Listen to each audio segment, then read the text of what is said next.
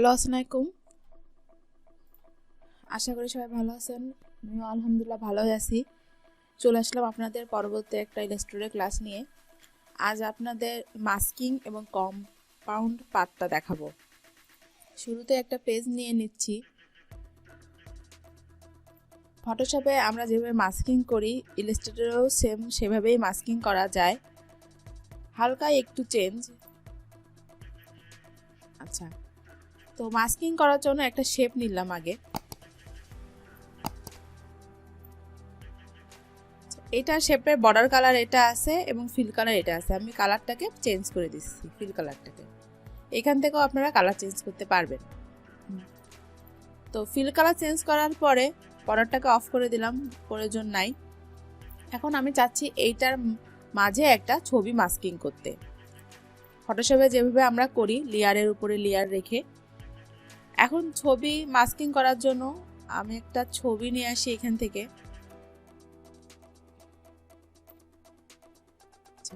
ছবিটাকে যখন ওপেন করবেন তখন দেখবেন ছবিটা এই অবস্থায় আছে, যে ক্লিপ এই অবস্থায় আছে, স্মার্ট অবজেক্টে আছে। এই ছবিটাকে অবশ্যই এইখান থেকে ইমবেড করে নিতে হবে। এখানে প্লেস করে নিচ্ছেন ছবিটাকে। ছবিটা প্রেস করে নেওয়ার কারণ হচ্ছে আপনি যখন এখানে ছবি দিয়ে কোনো কাজ করবেন, তারপর ছবিটাকে আপনার এই ফাইলটাকে এআই ফাইলে সেভ করলেন, অন্য কারো প্রয়োজনে আপনি এটাকে ওপেন করতে পারেন বা অন্য কাউকে দিতে পারেন। ইমবেড করে না নিলে এই ছবিটা ওইখানে যে আর ওপেন হবে না, পাওয়া যাবে না। তো সেই জন্য ছবিগুলোকে সবসময় ইমবেড করে নেবেন। এখন মাস্কিং কিভাবে করবেন? ফটোশপে আমরা যেভাবে মাস্কিং করতাম, আমরা শেপের লেয়ারটাকে নিচে রাখতাম এবং ছবির লেয়ারটাকে উপরে রাখতাম। ইলাস্ট্রেটরে ব্যাপারটা সম্পূর্ণ উল্টা। ছবির লেয়ারটা যাবে নিচে এবং শেপের লেয়ারটা থাকবে উপরে। তো যেহেতু এই শেপটার নিচে, আমি এটাকে অ্যারেঞ্জ থেকে উপরে নিয়ে আসলাম। আচ্ছা, আনার পর যেটা করব, দুইটাকে একসাথে সিলেক্ট করে রাইট মাউস ক্লিক করে মেক ক্লিপিং মাস্ক। যে ছবিটা এই শেপের মধ্যে হয়ে গেছে। এখন এই ছবিটাকে মুভ করতে হলে আপনি এই শেপের উপরে বা ছবির উপরে ক্লিক করার পরে এইখানে দেখেন ক্লিপ গ্রুপ থেকে দুইটা অপশন আসবে। এটা হচ্ছে আপনার পাথ, মানে আপনি যদি শেপটাকে ছোট বড় করতে চান সেক্ষেত্রে। আর এটা হচ্ছে আপনার কন্টেন্ট, মানে ইমেজটাকে আপনি যদি ছোট বড় করতে চান সেক্ষেত্রে। তো ইমেজটাকে আমার মুভ করার প্রয়োজন হলে আমি এইখানে ক্লিক করার পরে এই ইমেজটাকে আমি আমার প্রয়োজন অনুযায়ী মুভ করতে পারবো। এখানে কিন্তু পেছনের শেপটা মুভ হচ্ছে না, জাস্ট ছবিটাকে মুভ করতে পারতেছি।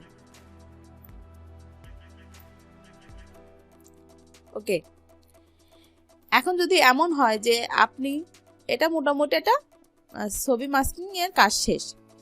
এখন যদি এমন হয় যে আমি এই ছবির জায়গায় অন্য একটা ছবি প্লেস করব, এই ছবিটা আমার প্রয়োজন না, আমি এই ছবিটা আমার লাগতেছে না, আমি আর একটা ছবি প্লেস করব, তখন আপনাকে যেটা করতে হবে সেটা হচ্ছে কষ্ট করে আপনাকে আবার ছবি এনে আবার মাস্কিং করার প্রয়োজন নেই। আপনি জাস্ট এই ছবিটাকেই চেঞ্জ করে দিতে পারেন এই মাস্কিং এর মধ্যে। এইখানে এই যে কন্টেন্টটা সিলেক্ট করার পরে ইমেজ যে অপশনটা, এখানে ক্লিক করবেন। এখান থেকে এখানে একটা লিঙ্ক আছে, দেখেন রিলিঙ্ক। এখানে ক্লিক করার পরে আপনি আপনার কম্পিউটার থেকে যে ছবিটাই দেখাইতে চান সেই ছবিটা মাস্কিং হয়ে যাবে। যে আমি এই ছবিটা দিলাম, এখান থেকে জাস্ট প্লেস করলাম, যে এই ছবিটা এখানে মাস্কিং হয়ে গেছে। এটাকে জাস্ট ইমবেড করে দিব। আবার একটা করে দেখাই, যেহেতু এটা চারিপাশে সাদা, একটু বুঝতে কষ্ট হচ্ছে। এখান থেকে একটা কালারফুল ছবি আনি প্লিজ। এবার এটাকে একটু জাস্ট বড় করে দিলাম।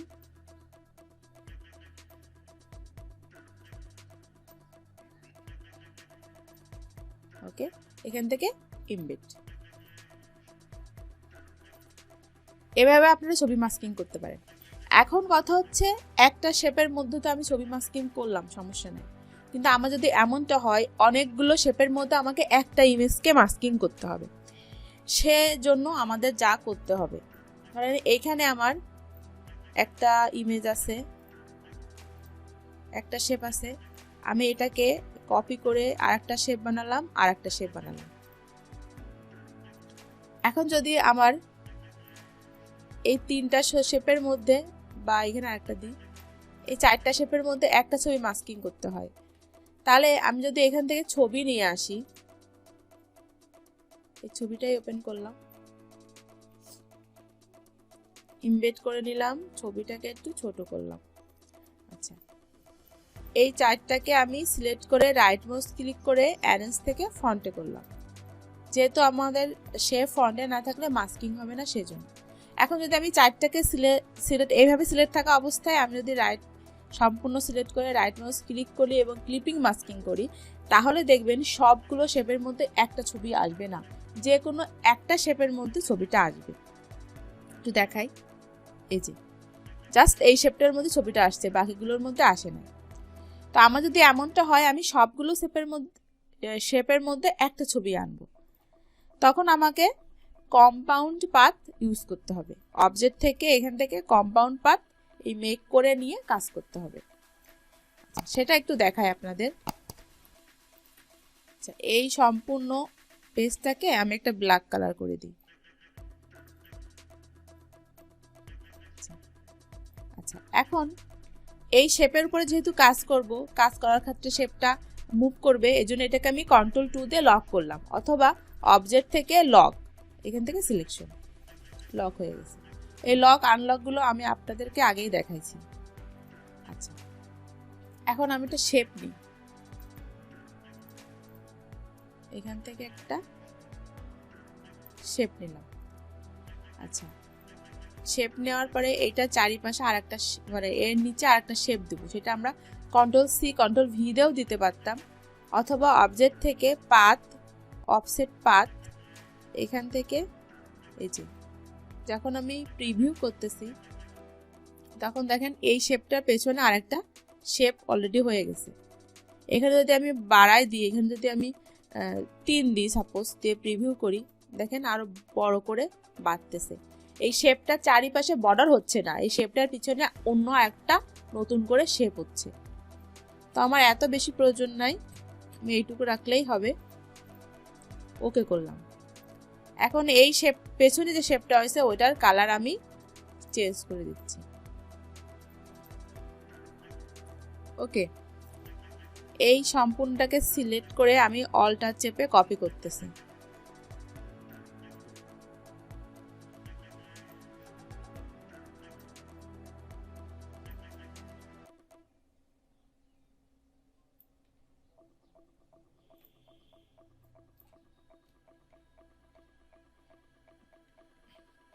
আচ্ছা, সম্পূর্ণটাকে সিলেক্ট করে আমি একটু বাঁকাই দিই।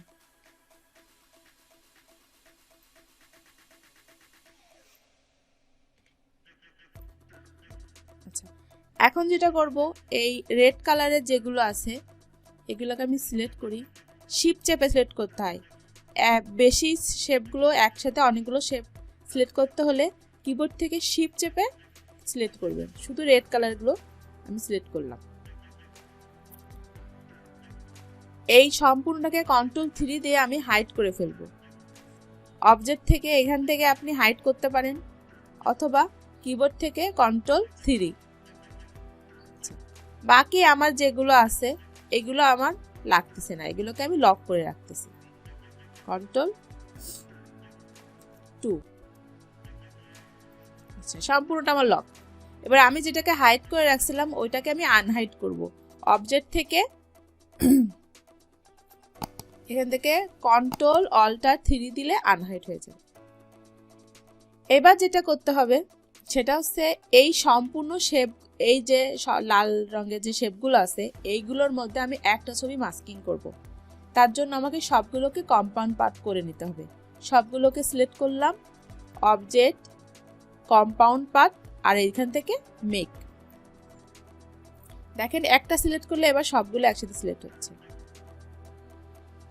এবার আমি এটাকে এই অবস্থায় রেখে একটা ছবি নিয়ে আসি।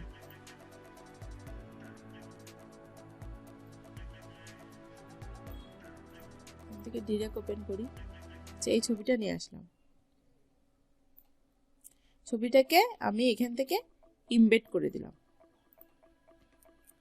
আচ্ছা, এখন মাস্কিং করতে হলে অবশ্যই শেপটাকে উপরে রাখতে হবে, এই জন্য শেপটাকে আমি উপরে নিয়ে আসতেছি।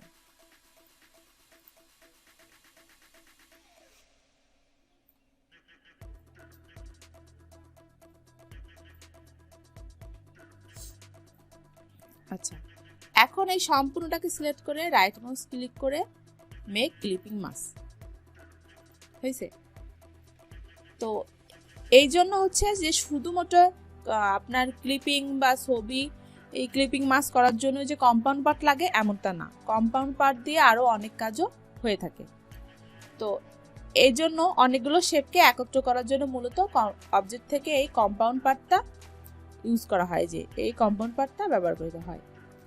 তো এই হচ্ছে আপনার মূলত ছবি মাস্কিং। আরেকটা জিনিস আপনাদের দেখাই। ধরেন এখান থেকে আমি একটা ত্রিভুজ নিচ্ছি,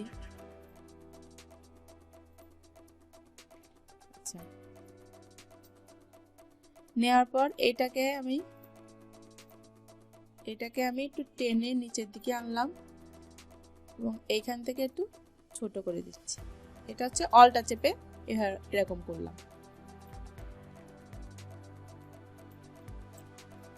আচ্ছা, এখন আমি এটাকে রোটেট করে অনেকগুলো করব।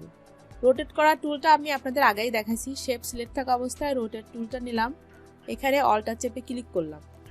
করার পর আমার কত ডিগ্রি পরপর হলে আমার সুবিধা হবে সেটা আমি জাস্ট প্রিভিউ করে দেখি যে আমার এটুকু হলেই হচ্ছে। আমি কপি করলাম, এখানে না করে এইটার নিচে থেকে করলে বেশি সুন্দর হবে। এর নিচে থেকে করি, এখানে আমি 15 ডিগ্রি দিলাম, প্রিভিউ করে দেখি, হ্যাঁ ঠিক আছে, কপি, কন্ট্রোল ডি দিলাম।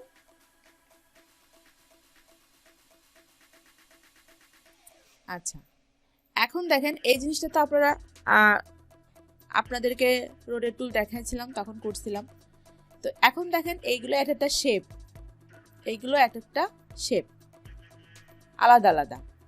তো আমি চাচ্ছি এই সম্পূর্ণটার, এখন যদি আমি এই সম্পূর্ণটার মধ্যে কোনো গ্রেডিয়েন্ট কালার ইউজ করি তাহলে দেখবেন এক একটা করে আমার কালার চেঞ্জ করতে হবে, এক একটা করে। আমি যদি এটাই কোনোটা গ্রেডিয়েন্ট কালার ইউজ করি এখান থেকে,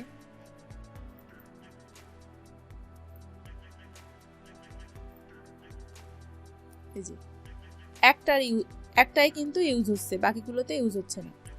তো আমাদের এরকম প্রয়োজন হয় যে আমি সম্পূর্ণটাকে একটা গ্রেডিয়েন্ট ইউজ করব।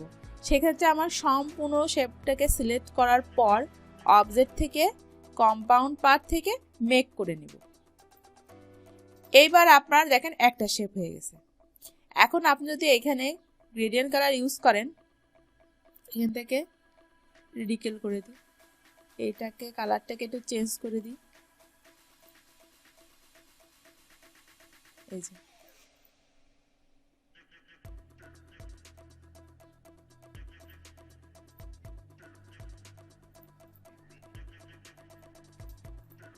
এবার দেখেন এই সম্পূর্ণ টাকায় কিন্তু একটা কালারই হয়ে গেছে।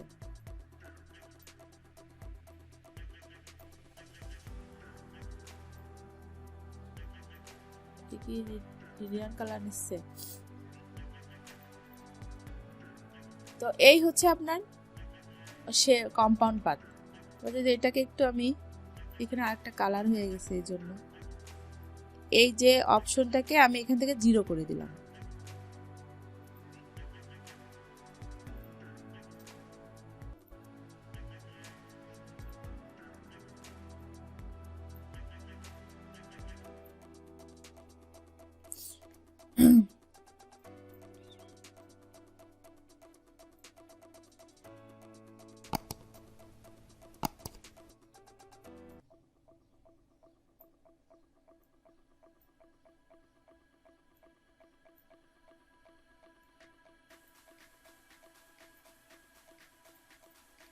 এইগুলো আপনারা প্রয়োজনে কিন্তু বিভিন্ন ডিজাইনের ক্ষেত্রে ইউজ করতে পারবেন।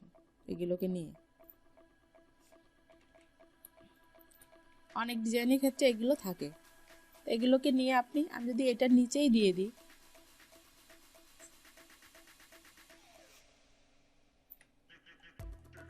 এটা নিচেই দিলাম,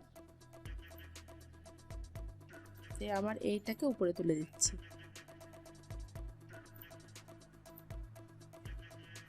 এটার অপোজিটে একটা কমাই দিচ্ছি।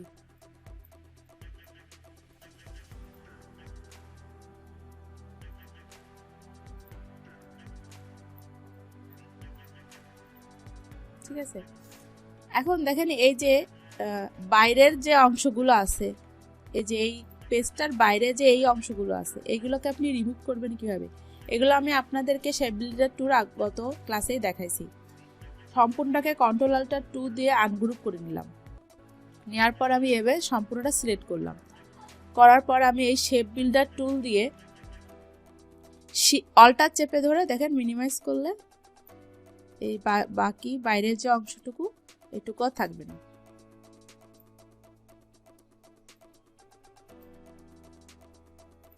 ওকে, তো যাই হোক, এই ছিল আজকের কম্পাউন্ড পাতের কাজ। তো আশা করি সবাই বুঝতে পারছেন, না বুঝলে অবশ্যই কমেন্ট বক্সে কমেন্ট করে জানাবেন। আজ এই পর্যন্তই, পরবর্তী ক্লাস পর্যন্ত সবাই ভালো থাকবেন, সুস্থ থাকবেন সেই কামনাই করি। সবাইকে আল্লাহ হাফেজ।